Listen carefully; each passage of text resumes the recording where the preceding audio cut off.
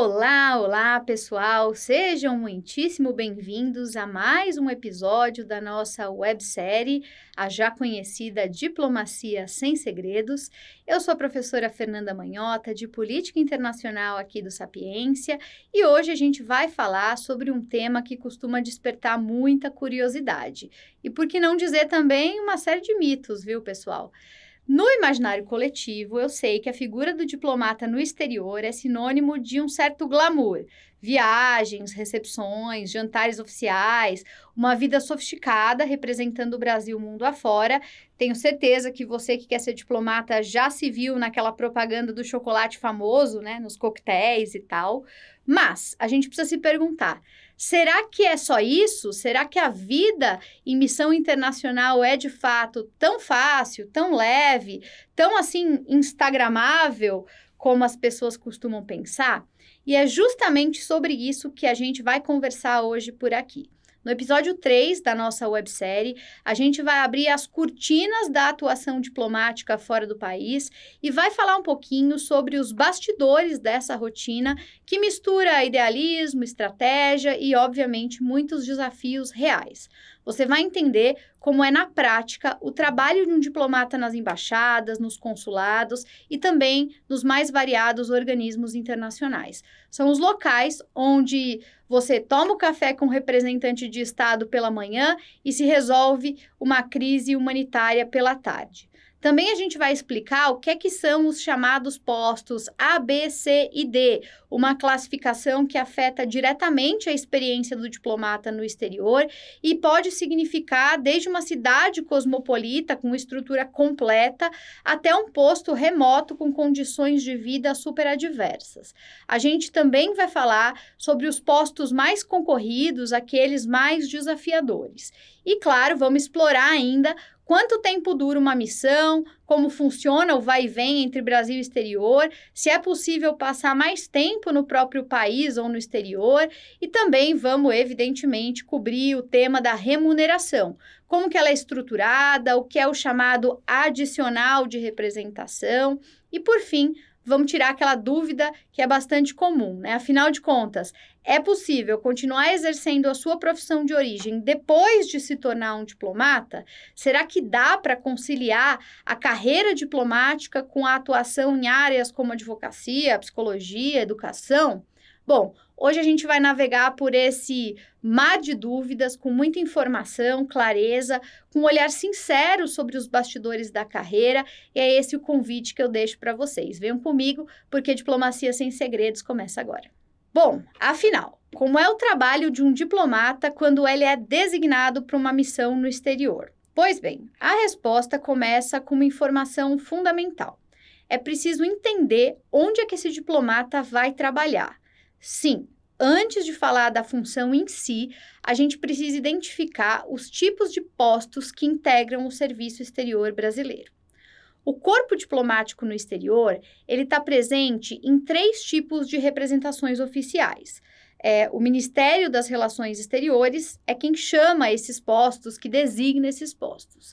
São elas as embaixadas, as repartições consulares e as missões ou delegações permanentes. Vamos do início, vamos começar pelas embaixadas. Elas são as representações oficiais do Brasil junto a outros estados soberanos. O foco principal das embaixadas está no relacionamento bilateral, ou seja, o Brasil e o país onde a embaixada está sediada. Lá, os diplomatas eles lidam com negociações políticas, com acordos comerciais, com articulações multilaterais e com todo tipo de interação que possa envolver os interesses do Estado brasileiro em relação àquele país. Já as repartições consulares, que incluem consulados gerais, consulados, vice-consulados, seções consulares de embaixadas, elas têm um outro perfil. Elas existem principalmente para atender os brasileiros que vivem, viajam ou enfrentam qualquer tipo de dificuldade no exterior. Não é, portanto, de país para país, é de Brasil para cidadão brasileiro. São esses postos que emitem as certidões de nascimento, casamento, falecimento, que são responsáveis pelos passaportes, pelos vistos e também que prestam assistência em casos delicados, como, por exemplo, prisões, hospitalizações, desaparecimentos e por aí vai. O consulado é o lugar onde a diplomacia se encontra com a vida prática, com a vida real, com a vida cotidiana das pessoas. É bem interessante, gente, lembrar que em muitos países a carreira diplomática, a carreira consular, elas são distintas, né, com prerrogativas e atribuições separadas. Mas no Brasil, essas duas funções, elas fazem parte de uma mesma carreira, o que significa que o diplomata brasileiro, ele pode e muitas vezes vai transitar por esses dois mundos, o da representação política e do atendimento direto ao cidadão. E a gente tem ainda um terceiro tipo de posto, que são as chamadas missões ou delegações permanentes. Essas representações, elas atuam junto das organizações internacionais. É o caso da ONU, da OEA, da OMC, entre muitas outras. Nesse caso, o foco é representar o Brasil no cenário multilateral, em que o principal objetivo é manter o diálogo acontecendo com muitos países ao mesmo tempo e em temas globais, como, por exemplo, paz, segurança, desenvolvimento sustentável, direitos humanos, comércio internacional e por aí vai. Ao longo da carreira, é comum que os diplomatas brasileiros, eles passem por todos esses tipos de postos, exercendo funções variadas conforme a fase, o momento, o contexto e também o perfil de cada missão. É por isso que a carreira, ela é ao mesmo tempo tão rica e tão desafiadora, porque embora as funções mais conhecidas estejam nas embaixadas, nas delegações, então é aquilo que gera, né, o brilho da negociação, da representação oficial, do protocolo, é importante reforçar que boa parte do trabalho consular é aquilo que está no dia a dia, o feijão com arroz, né, a função administrativa, às vezes até burocrática.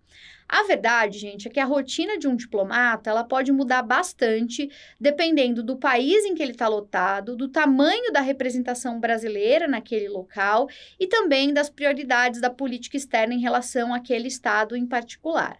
Não existe um único tipo de trabalho ou de dia ou uma rotina padrão que a gente possa definir como sendo a que vale para todo mundo. O que existe, sim, são setores de atuação mais comuns que ajudam a entender melhor como a estrutura de trabalho dentro desses espaços acontece e, claro, isso está muito ligado também a que etapa do processo de carreira você está.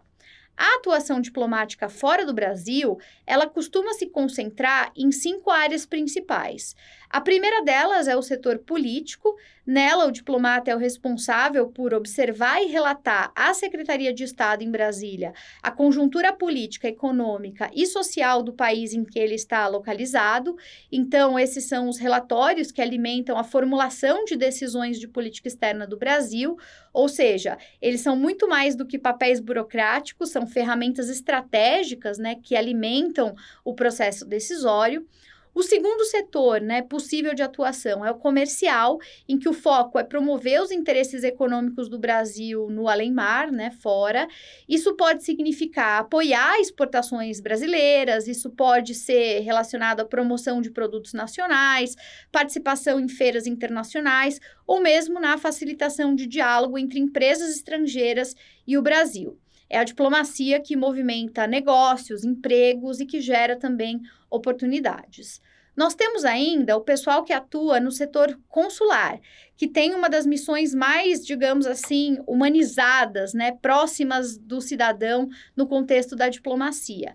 É aquele pessoal que cuida dos brasileiros no exterior, como eu já falei. Seja em casos de prisão, perda de documentos, nascimento de filhos, falecimento. O setor consular, ele é o que está ali no balcão para oferecer assistência e garantir que os direitos dos nossos cidadãos eles sejam respeitados em qualquer parte do mundo. No setor cultural, por sua vez, o diplomata ele atua na difusão da cultura brasileira. Isso inclui promover eventos, apoiar artistas, fazer parcerias com instituições locais e também divulgar os valores que fazem parte da nossa identidade. Cultura aqui, gente, é também um instrumento de política externa, de inserção internacional. E, claro, há também o setor administrativo, que é o que mantém tudo funcionando, como eu também já citei aqui antes na websérie. Os diplomatas que atuam nesse setor, eles cuidam da infraestrutura, do orçamento, da equipe, das demandas práticas de funcionamento do posto, garantindo que, portanto, a missão tenha condições operacionais de cumprir os seus objetivos. Mas para entender melhor como tudo isso se organiza na prática e porque a vida de um diplomata fora do Brasil envolve tantos contextos diferentes, é fundamental conhecer um pouco a estrutura que define onde esses profissionais serão alocados. E é justamente aí que entra a classificação dos postos diplomáticos no exterior, uma das maiores dúvidas e curiosidades que muitos de vocês nos relatam. Então, vamos lá, fique aqui atento que eu vou explicar para vocês. O Ministério de Relações Exteriores, ele classifica os postos diplomáticos em 4 categorias, A, B, C e D, conforme consta lá na legislação do nosso país. Essa classificação leva em conta fatores como o grau de representatividade da missão, as condições de vida no local e a conveniência administrativa. A classificação, gente, ela é feita por ato do ministro de Relações Exteriores e a decisão pode variar conforme o interesse e a visão de cada administração. Os postos do Grupo A são os considerados mais prestigiados, os mais visados também na hora de disputar a remoção para o exterior. Eles, em geral, são localizados em países com alta influência global e que oferecem excelente qualidade de vida. Exemplos desses postos incluem Londres, Paris, Washington, nos Estados Unidos. Já os postos do grupo D, eles estão em geral em regiões com desafios significativos, como instabilidade política, infraestrutura mais limitada. É o caso de cidades como Bagdá ou Damasco, por exemplo. A política de remoção do Ministério de Relações Exteriores tenta equilibrar a distribuição de diplomatas entre esses postos. Por exemplo, um diplomata que serve em um posto do Grupo A só vai poder ser removido, depois de servir no Grupo A, para postos nos grupos B, C ou D. E os que estiverem servindo em um posto do Grupo B somente podem ser removidos para um posto dos grupos A ou B. Os que estiverem servindo em um posto dos grupos C ou D somente poderão ser removidos para um posto do Grupo A. Então, a ideia é criar uma rotatividade para garantir que os diplomatas adquiram experiências diversas e que os postos mais desafiadores também estejam ocupados por profissionais experientes, né? Tem, então, aí um giro permanente. Além disso, o tempo de serviço em cada posto influencia na progressão da carreira. Servir em um posto do grupo C conta como tempo de serviço em dobro e nos do grupo D em triplo. Essa medida incentiva os diplomatas a aceitarem designações em locais mais desafiadores, reconhecendo que existe um esforço adicional envolvido. Reforçando e retomando o que eu acabei de explicar, antes de serem designados para o exterior, os diplomatas têm que passar pelo menos 3 anos servindo no Brasil, seja em Brasília ou nos escritórios regionais que a gente já discutiu aqui. Após esse período, eles participam de um processo seletivo interno que determina suas próximas lotações e que consideram também, claro, as necessidades do serviço e as preferências dos diplomatas, né, que nesse caso, evidentemente, estão num segundo plano. Muito bem, veja só. Nós falamos bastante sobre a rotatividade, sobre uma carreira diplomática exclusivamente no Brasil. Mas, será que é possível escolher passar a vida inteira trabalhando fora? E a resposta é não. A carreira diplomática exige alternância entre Brasil e exterior.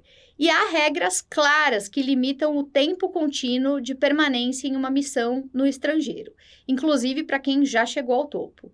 O ministro de primeira classe, por exemplo, que pode ser nomeado embaixador pelo presidente da República, até pode ocupar postos seguidos no exterior. No entanto, mesmo nesse caso, ele não poderá permanecer mais do que 5 anos em cada posto. Em média, o embaixador alterna períodos dentro e fora do Brasil, com um limite de até 10 anos consecutivos no exterior. Para outras classes da carreira, como, por exemplo, os ministros de segunda classe, os conselheiros, também não há um limite formal de tempo no exterior, mas existe um fator determinante que você precisa conhecer: os requisitos de promoção. O avanço na carreira depende de um equilíbrio entre tempo de serviço no Brasil e tempo de serviço no exterior. Ou seja, para continuar crescendo, o diplomata precisa transitar e se equilibrar entre esses dois mundos. E para fechar o episódio de hoje, eu não poderia deixar de falar sobre uma dúvida que todo mundo tem. Voltamos de novo para falar de remuneração, né? Eu já citei um pouquinho no episódio 2 e agora aqui vou aprofundar. Afinal de contas, o que é o tal adicional de representação para quem está no exterior? Será que ele realmente vale a pena do ponto de vista financeiro? Como que ele se concilia ali com a remuneração padrão e tudo isso? Bom, vamos por partes. Quando um diplomata ele é removido para o exterior, ele deixa de receber o salário em reais, como acontece aqui no Brasil, e passa a receber o que nós chamamos de retribuição no exterior. E o que é que isso significa? Na prática, significa que ele continua recebendo o valor correspondente ao seu cargo, sim, continua lá, mas esse valor ele é acrescido de uma série de outros componentes que servem para garantir que ele possa representar o Brasil com dignidade e viver com o mínimo de estabilidade, mesmo em contextos completamente diferentes dos nossos aqui nacionais. Esses componentes incluem, por exemplo, um auxílio moradia, que ajuda a cobrir parcialmente os custos de habitação em cidades que muitas vezes, né, dependendo de onde se está, têm aluguéis caríssimos. Também entram, nesse caso, auxílio familiar, ajuda de custo, diárias e, claro, o tão falado adicional ou indenização de representação, que nada mais é do que um valor calculado com base nas necessidades de representar o Estado brasileiro em eventos, recepções, encontros diplomáticos e por aí vai. É importante entender que essa remuneração não busca igualar o padrão de vida do diplomata ao da classe média local, mas sim garantir e permitir que ele cumpra o seu papel institucional da melhor forma possível. Nas palavras do nosso próprio Ministério de Relações Exteriores, né, lá no site institucional, e aí eu vou citar entre aspas, na definição da remuneração no exterior, levam-se em conta critérios como custo de vida, condições de vida locais e incentivo à remoção para postos com maior demanda. O foco não é necessariamente propiciar ao diplomata condições materiais equivalentes ao da classe média local, mas sim fazer face às necessidades de representação do governo brasileiro. Fecho aqui as minhas aspas. Vale lembrar, gente, também que essa retribuição, ela começa a contar a partir da data de embarque para o exterior e só termina quando o diplomata retorna ou é desligado de um determinado posto. Para quem está se perguntando, e o seguro-saúde, como é que faz em relação a isso? Bom, vamos lá. O diplomata, ele tem direito a um seguro-saúde especial. Esse seguro-saúde, ele cobre parte das despesas médicas, tanto no Brasil quanto no exterior, por meio de reembolso. E sim, é possível escolher entre esse plano ou optar pelo plano mais tradicional, que funciona geralmente em território nacional. Tem aí, né, as categorias e siglas próprias para cada uma dessas situações. No fim das contas, quando a gente soma tudo, a remuneração no exterior costuma ser bastante superior à que se recebe no Brasil. É claro que, obviamente, como nem tudo vem fácil, né, esses desafios do exterior vem também com grandes responsabilidades, que vão desde a necessidade de adaptação, muitas vezes desafios logísticos até emocionais, mas do ponto de vista financeiro é uma compensação para tentar tornar possível o exercício da diplomacia em qualquer parte do mundo com integridade, preparo, presença, enfim. Muito bem, agora eu pergunto para você, bateu aí uma motivação extra para seguir estudando? Eu espero que sim, que a gente esteja te ajudando. E com isso, a gente encerra o nosso terceiro episódio da websérie Diplomacia Sem Segredos. Hoje você viu que a vida no exterior está longe de ser só glamour. Aliás, a rotina de embaixadas, os desafios dos diferentes postos e tipos de postos exigem, né, um processo permanente de atualização. O processo de remoção não é simples, existem escolhas, renúncias que fazem parte da carreira. Tudo isso compõe um cotidiano muito mais complexo, igualmente fascinante, do que versões simplesmente romantizadas dão conta de abordar por aí.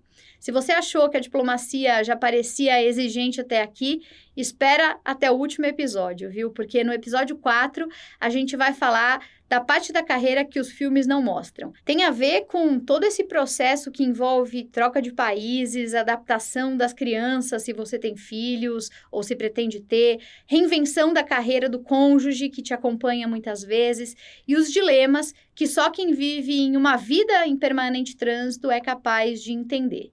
Remoções, família, vida real. Esse é o tema do nosso episódio final e eu espero poder te encontrar por lá. A gente vai conversar sobre os impactos emocionais, logísticos, profissionais, de uma escolha de vida que atravessa não só fronteiras, mas também que fazem com que a sua própria trajetória individual precisem se adaptar. Então você já sabe. Curte, compartilha, ativa o nosso glorioso sininho e vem com a gente para o último episódio, porque a diplomacia, como eu já disse várias vezes, é feita de estratégia, mas também é feita de gente. E gente de verdade, com histórias reais, sonhos, dúvidas, coragem para recomeçar. Nossa, quantas vezes for preciso. É sobre isso que a gente vai falar por lá e eu já deixo o convite e espero poder te reencontrar. Até o último!